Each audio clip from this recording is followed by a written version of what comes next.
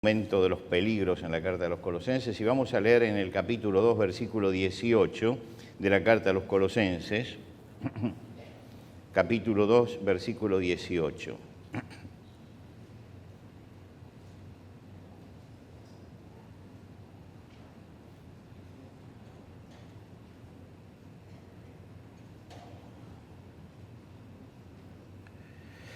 Dice: nadie os prive de vuestro premio, afectando humildad y culto a los ángeles, entremetiéndose en lo que no ha visto, vanamente hinchado por su propia mente carnal, y no haciéndose de la cabeza, en virtud de quien todo el cuerpo, nutriéndose y uniéndose por las coyunturas y ligamentos, crece con el crecimiento que da Dios.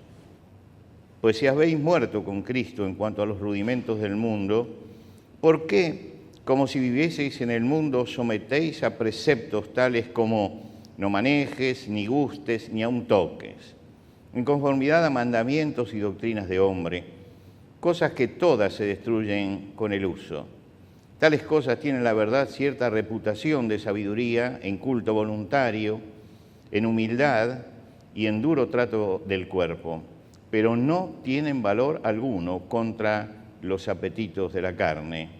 Si pues habéis resucitado con Cristo, buscad las cosas de arriba donde está Cristo sentado a la diestra de Dios. Hasta aquí nada más en la lectura de la palabra de Dios. Pasé del capítulo 2 al capítulo 3 porque las cartas estas, cuando se escribieron, eran toda una y no estaban la división en capítulos y versículos. La división de la Biblia en capítulos y versículos es muy, pero muy posterior, ¿no? Antes se leía toda la carta sin detenerse en eso. Una leyenda que seguramente debe ser equivocada, pero que es ilustrativa, dice que el que dividió la Biblia en capítulos y versículos lo hacía mientras que andaba en un burro. Y entonces iba marcando el versículo acá. Y a veces el burro tropezaba y entonces le salía una marca por allí y dividía donde no debía dividir. Así que alguna parte la dividió el buen hermano que estaba haciendo esto y alguna parte la dividió el burro también, ¿no es cierto?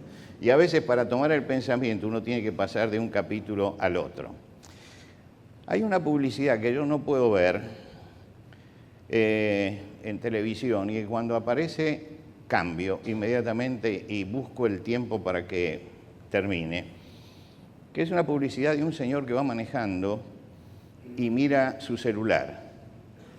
Y va manejando, mirando su celular, y oscurece y sigue manejando su celular hasta que en un momento choca de golpe. Y es maravillosa la forma en que lo presentaron, pero realmente es muy agresiva, muy agresiva.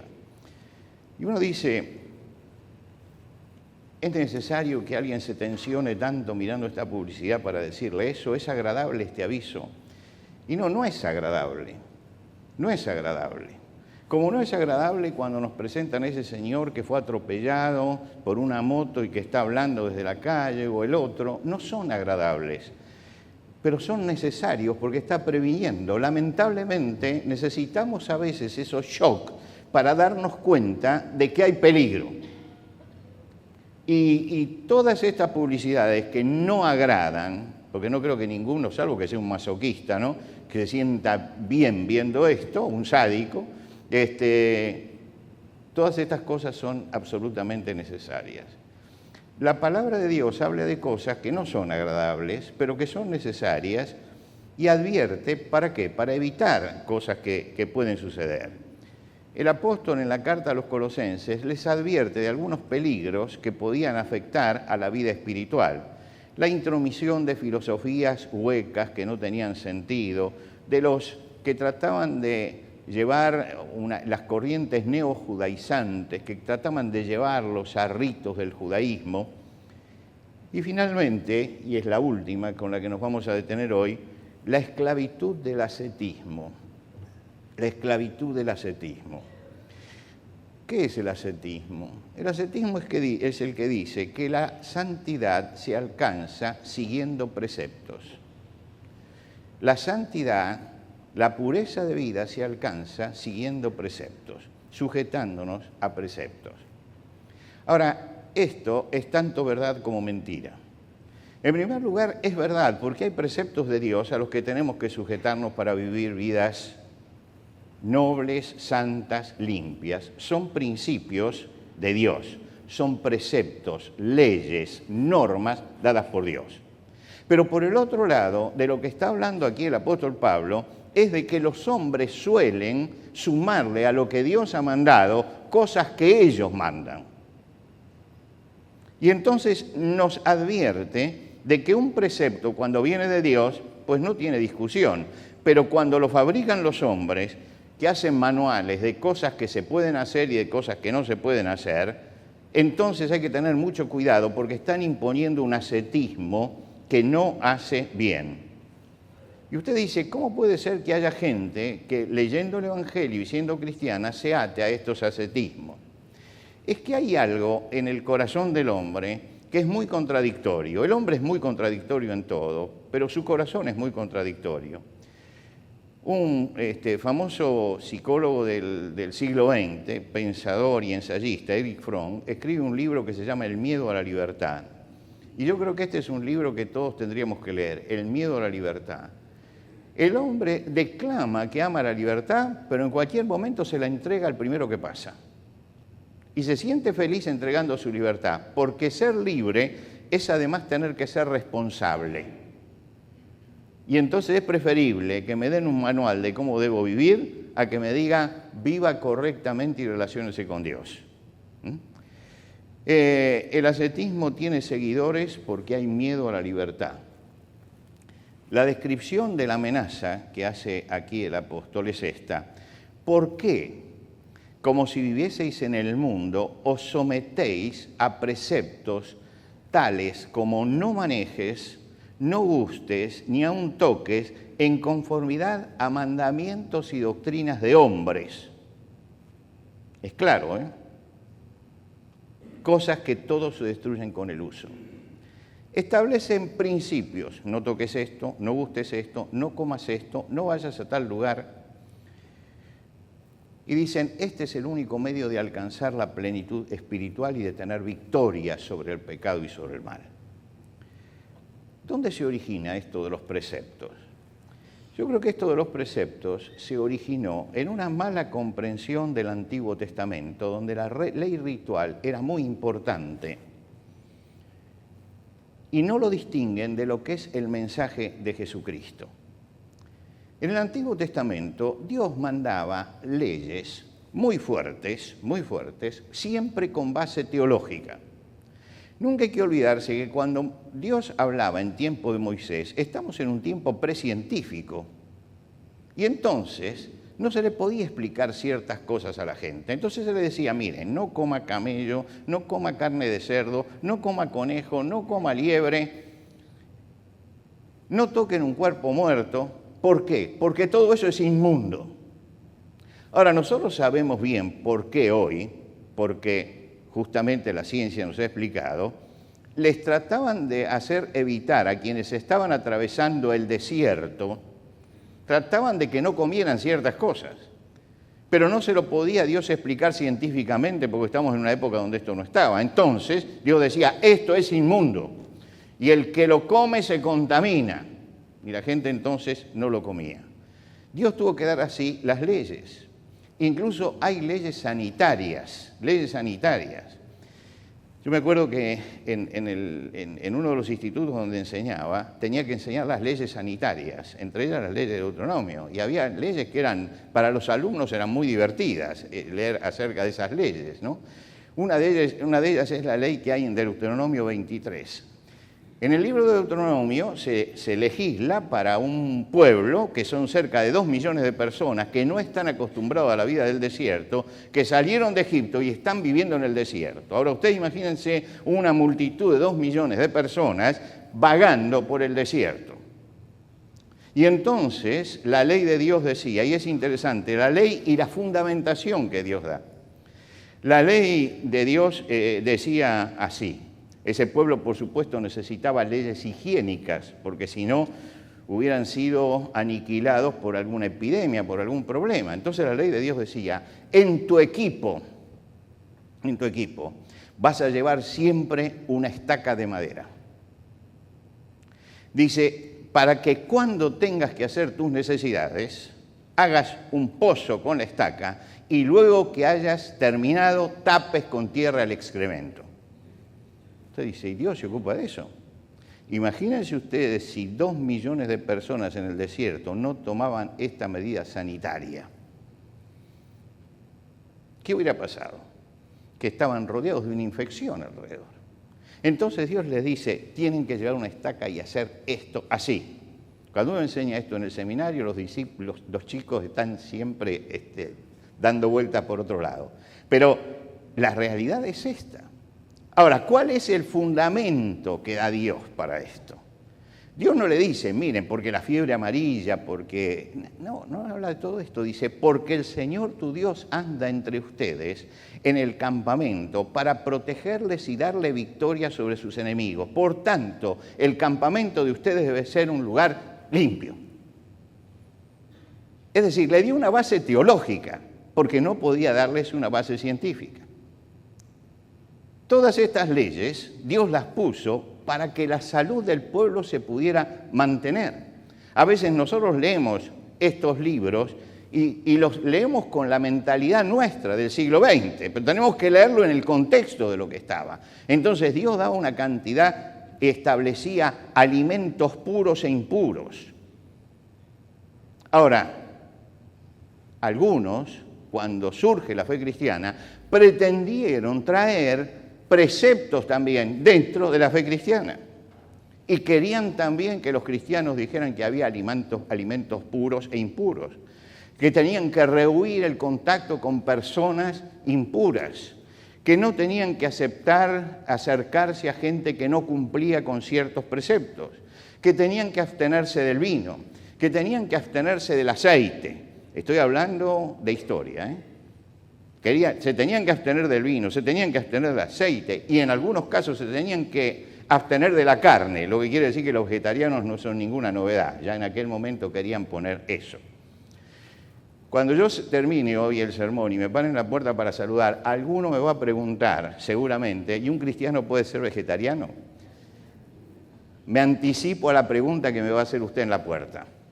Un cristiano puede ser vegetariano, puede ser vegano, es su derecho y él hace lo que quiere, porque para eso tiene libertad. Lo que no puede decir es, para ser cristiano hay que ser vegetariano. Lo que no puede decir es, soy más santo porque soy vegetariano. Es decir, usted elige esto, pero no lo puede imponer. Por supuesto que esto chocó mucho cuando Jesús trató de explicar esto a la gente. La gente venía y protestaba porque los discípulos de Jesús comían con las manos sucias y esto y lo otro. Y Jesús decía, no es lo que entra por la boca lo que contamina al hombre, sino lo que sale de la boca. No es lo que entra por la boca lo que contamina. Estamos hablando en términos espirituales. Si habláramos en términos materiales, tendríamos que decir que sí, que hay cosas que uno mete por la boca que contaminan al cuerpo. Pero en términos espirituales, no es lo que entra por la boca lo que nos contamina, sino lo que sale de la boca. Y Jesús decía esto, y los que practicaban el ascetismo no lo aceptaban, porque creían que la victoria espiritual se da a través de estas abstenciones. Y esto hace a los hombres esclavos. Hay un contraste muy notable entre el Antiguo y el Nuevo Testamento, que uno puede ejemplificarlo tranquilamente leyendo el Nuevo Testamento. Cuando usted abre el Nuevo Testamento, lo primero que aparece en el Nuevo Testamento es el ministerio de Juan el Bautista. Juan el Bautista es algo así como un personaje del Antiguo Testamento que se pasó al Nuevo Testamento. Es un profeta del Antiguo Testamento. Jesús dijo, el más grande de los profetas. Es un profeta del Antiguo Testamento que está allí. Y como profeta él lleva la vida de profeta. Y la vida de profeta era abstenerse. El Señor Jesucristo dice, los profetas y la ley profetizaron hasta Juan. Él dice, hasta ahí llegó. Quiere decir que nos está diciendo que lo encuentres en el Nuevo Testamento a Juan el Bautista, no tiene que engañarte. Él viene desde allá, él trae eso. Y usted lee la vida de Juan el Bautista, no tomaba vino ni sidra, se vestía con una rústica piel de camello, comía langostas y miel silvestre. Cuidado, las langostas son los insectos, porque yo por ahí escuché a alguien hablar de esto, que decía que comía langostas marinas. No, ese es un plato exquisito, la langosta de mar. No es lo que comía Juan el Bautista, que estaba en el desierto. Era la langosta, el insecto. Comían eso, langosta, miel silvestre. Vivía en la soledad del desierto, alejado de la gente. Era un personaje que seguía los preceptos del Antiguo Testamento, porque había, desde el vientre de su madre, allí, ya se le indicó de que iba a tener que tomar esta característica, un voto que se llamaba nazareato entre los judíos, y él era el que cumplía ese voto. Él tenía esta vida. Ahora, viene detrás Jesucristo. ¿Y qué hace Jesucristo? Jesucristo vive y trabaja entre la gente. Vive y trabaja con la gente. Siempre está rodeado del pueblo. Se sienta a comer, toma vino, participa en los banquetes de la gente. Usted dice, qué contraste entre una vida y la otra. Qué contraste tremendo. Y Jesús marcó esa diferencia. Le dijo un día a los que se quejaban, porque los que se quejaban con Juan el Bautista se quejaban con él también, y le dice, escúchame, vino Juan el Bautista que ni comía ni pan, ni bebía vino, y decías, tiene demonio. Dice, viene el Hijo del Hombre que come y bebe, y decís, este es un hombre comilón y bebedor de vino. Es decir, no les viene bien nada. Pero les marca la diferencia. Él hacía esta vida y ahora estamos en otras cosas. Los fariseos un día se acercaron a Jesús y le dijeron, los seguidores de Juan y los fariseos ayunan y hacen muchas oraciones, pero tus discípulos siempre comen y beben. ¿Qué le contestó Jesús? Jesús le dijo, ustedes pueden ayunar cuando están invitados a una boda, mientras el novio está presente, no se ayuna. ¿Qué le quiso decir? Le quiso decir, estoy presente yo. Y es fiesta, se acabó aquello, se acabó aquello. Juan el Bautista le dijo a sus seguidores, en una boda, el que tiene a la novia es el novio, y el amigo del novio, que está allí y lo escucha, se llena de alegría al oírlo hablar. Así también mi alegría ahora es completa. Él tiene que aumentar y yo tengo que disminuir. Está diciendo, la fiesta empezó con Jesucristo y tienen que disminuir entonces lo que es la relación conmigo. Y se lo dijo a los discípulos, mandándolo que fueran tras Jesús. Quiere decir que ya la presencia de Cristo, ya lo decía Juan el Bautista, nos va a sacar de las sombras, nos lleva a lo concreto de la libertad en Cristo. La vida espiritual no pasa por lo que uno coma, por lo que uno beba, no pasa por allí, no pasa por allí. Uno tiene que cuidar su cuerpo, eso es verdad. Cada uno regula su cuerpo y su comida de acuerdo a su contextura, a su salud, a sus necesidades. Pero no podemos hacer de esto un dogma para la Iglesia. Cada uno vive y se maneja en libertad frente a Jesucristo. Nosotros tenemos, dice Pablo, que saber lo que Dios nos ha concedido. Es decir, la libertad que Cristo nos ganó para nosotros tenemos que conocerla. No hemos recibido el espíritu del mundo, sino el espíritu que proviene de Dios, para que sepamos lo que Dios nos ha concedido. Y entonces tenemos, dice él, que acomodar lo espiritual a lo espiritual. Acomodar lo espiritual a lo espiritual. No mezclar las cosas.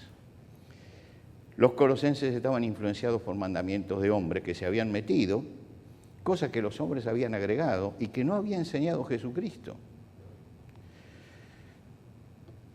Y Pablo dice, esas cosas que ustedes están ahora tratando de ver si las tienen que practicar o no, son cosas que se destruyen con el uso, que no pertenecen al mundo espiritual, no pertenecen al mundo espiritual. Y no pueden sujetarse a ellas. Dice, porque además los hombres le dan cierta reputación a algunas prácticas. Y él dice, tales cosas tienen la verdad cierta reputación de sabiduría, en culto voluntario, en humildad, en duro trato con el cuerpo. Y es verdad esto. Pero dice, pero no tiene ningún valor contra los apetitos de la carne. Es decir, no nos hace más santos. Si queremos tener una disciplina de lo que sea, tengámosla, es un problema nuestro. Pero no creamos que eso nos va a librar del mal, del pecado, y que somos más santos porque estamos ahí. Somos más santos. Las cosas espirituales tienen que discernirse espiritualmente. Por eso, yo he recibido muchas veces el pedido, ¿cuáles son las cosas que se pueden hacer y que no se pueden hacer? Mire, las cosas que se pueden hacer y no se pueden hacer, usted las tiene que sacar de acá. No de lo que yo le diga, sino de acá. Tiene que sacarla del Evangelio. Porque la que la estableció es Jesucristo, no yo. Hay mandamientos del Señor, no hay mandamientos del pastor ni de la iglesia. Hay mandamientos del Señor. Esos son los mandamientos que nosotros tenemos que respetar. Y muchos quieren una lista, a ver sí o no. Recuerdo que una vez estaba hablando de esto, y entonces hay cosas que por supuesto están pautadas. La mentira, el adulterio, el asesinato, la corrupción, todas esas cosas sabemos que no las tenemos que hacer. Pero se me acerca un hermano allí, voluminoso, muy voluminoso, digamos un gordo, ¿no? Pero de aquellos, ¿no? Porque una cosa es un gordito, otra cosa es un gordo. Y entonces me dice, pero pastor, ¿no podríamos hacer una lista de cosas? Y yo le digo, bueno, vamos a ver, el Señor está contra la gula, ¿usted sabía? Y ahí se quedó, ¿no? Digo, bueno, entonces explíqueme, ¿cuántas empanadas hay que comer para no caer en la gula? Dígame. Y se quedó pensando. Digo, mire, y le señalé a alguien que estaba allí, porque nos conocíamos todos, ¿no? Que era bien delgado. Digo, para él, 4 empanadas ya cayó en la gula, porque con una está satisfecha. Para usted, una docena de empanadas y todavía le falta. ¿A usted le parece que yo puedo hacer un reglamento de comer tantas empanadas y más de esto es gula y menos de esto no es gula? ¿Por qué no regula usted eso? Es decir, quiere entregar la libertad. Quiere entregar la libertad, que yo le haga un mandamiento. Y como eran estudiantes, entonces todavía más, porque son jóvenes, están en una etapa difícil de la vida, y entonces piensan que poniendo ese tipo de disciplina, ellos van a ser más santos y van a vivir más cerca del Señor. El apóstol dice inmediatamente después de hablar de todo esto, así que si ustedes han resucitado con Cristo, busquen las cosas de arriba, donde está Cristo sentado. Pongan la mira en las cosas de arriba y no en las de la tierra. Y cuando uno mira al cielo, se ordena lo de abajo. Sabe lo que tiene que hacer, porque está mirando hacia arriba. Arriba está lo celestial, arriba está lo espiritual, abajo está lo material y lo humano. Nosotros somos proclives por nuestra naturaleza a mirar abajo y no mirar arriba. Abraham preparó el altar para matar a su hijo. Llevaba la leña y llevaba el fuego y llevaba el cuchillo y llevaba todo. Y armó el altar y encendió el altar. Y levantó el cuchillo para matar a su hijo. Y Dios lo detuvo y le dijo, no lo mates. Qué frustración, ¿no? Estaba todo preparado. Dice, pero levantó los ojos y cuando levantó los ojos vio un cordero que estaba trabado en un zarzal y lo puso en el sacrificio.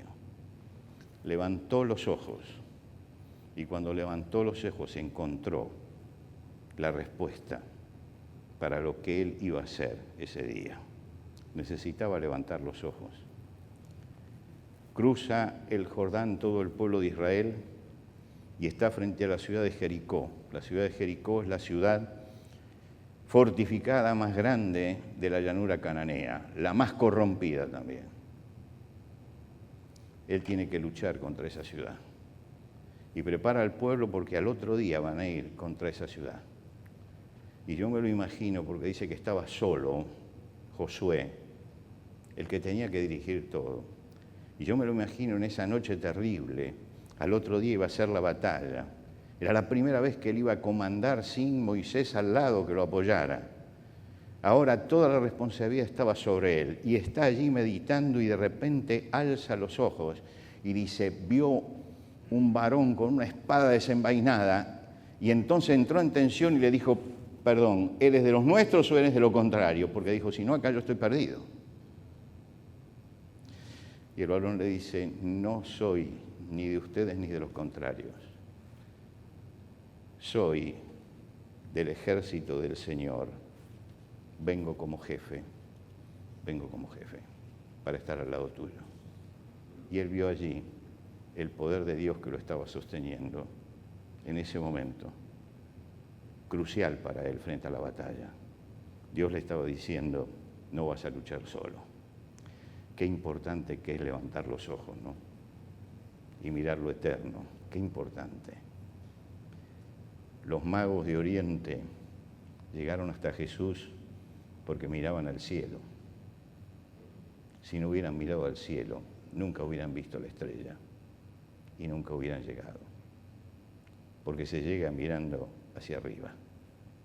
Mis hermanos, tenemos que aprender que hemos resucitado a una nueva vida con Cristo y hay que mirar arriba y vivir la libertad cristiana. Vivir en plenitud la vida cristiana y regular nuestra vida cotidiana, aquello que está más allá de los mandamientos del Señor, regulándolos mirando hacia arriba. Porque el cristiano es alguien que tiene que manejarse todos los días elevando los ojos al cielo. Y cuando elevamos los ojos al cielo, todo lo demás desaparece. Y la presencia de Cristo en nuestra vida se hace real. Estamos empezando una semana. La última semana de este mes que ya se fue. Y el domingo próximo, si Dios quiere, empezamos el nuevo mes. Y venimos para celebrar la Cena del Señor juntos. Que esta semana vivamos mirando al Señor todos los días, para que nuestra vida sea una vida que realmente le honre. Y aprendamos a ser nosotros dueños de nuestra existencia y a ponernos nosotros mismos los límites, sin querer imponérselos a los otros. El Señor va así a bendecir nuestra vida y nos va a guiar, porque Él siempre va delante nuestro para llevarnos a donde tenemos que ir. Nos ponemos de pie. Padre, te damos gracias esta mañana porque tú estás presente con nosotros. Y queremos agradecerte porque como cantamos hace un rato, tu fidelidad es grande y has sido fiel hasta este día con nosotros. Y no nos ha faltado ni tu amor ni tu misericordia.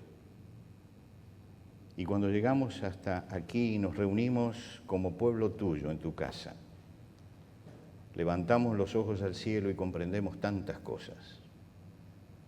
Y sentimos que la paz tuya inunda nuestro corazón, porque vinimos para mirar hacia arriba.